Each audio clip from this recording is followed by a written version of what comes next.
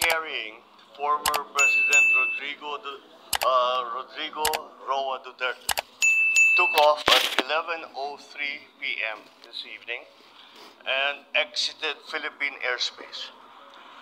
The plane is en route to The Hague in the Netherlands, allowing the former president to face charges of crimes against humanity in relation to his bloody war on drugs.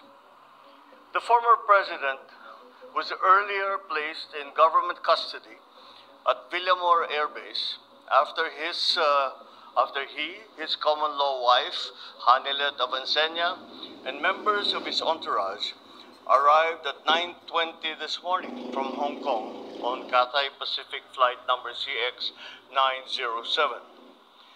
Mr. Duterte was arrested in compliance with our commitments to Interpol. Hours before his arrival, Interpol Manila received an official copy of the ICC warrant. Mr. President, ayon sa international news, hindi pa na-publish ang warrant of arrest kay President Duterte. Bakit po nagmamadali po kayo ibigay si President Duterte sa mga dayuhan? We can now speak to Southeast Asia correspondent Jonathan Head. And Jonathan, is this something that was expected? Why is this arrest happening now?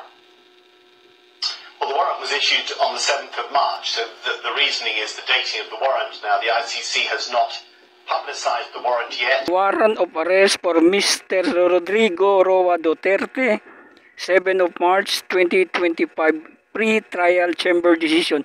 So, hindi pa ito na ipublish. Ito lang yung ginawa nilang basehan kaya inaresto nila si President Duterte.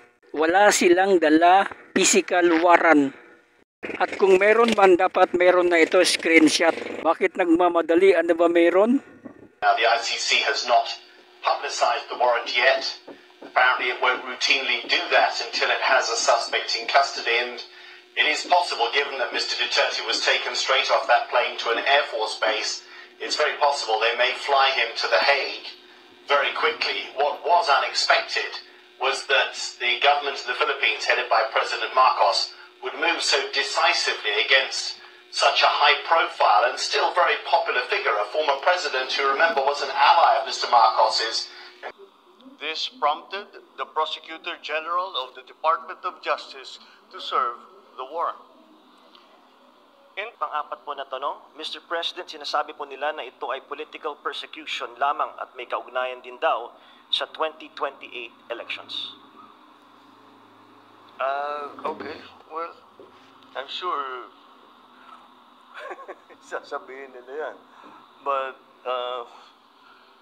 this case started in 2017 when we were still members of the ICC, and it was during the time of former President Duterte.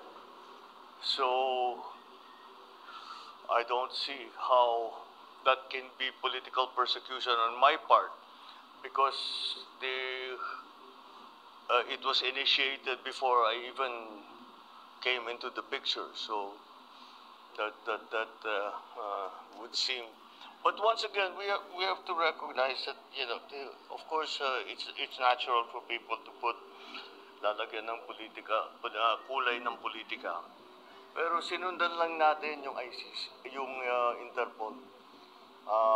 Wala tayong, hindi natin kinakausap yung ICC. Marami silang hinihingi sa atin na dokumento, wala kaming binigay.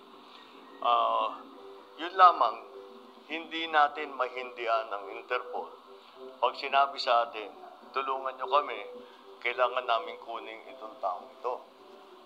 Dahil, kung maalala ninyo, lahat ng mga tumakas dito sa Pilipinas, kagaya ni Alice Go,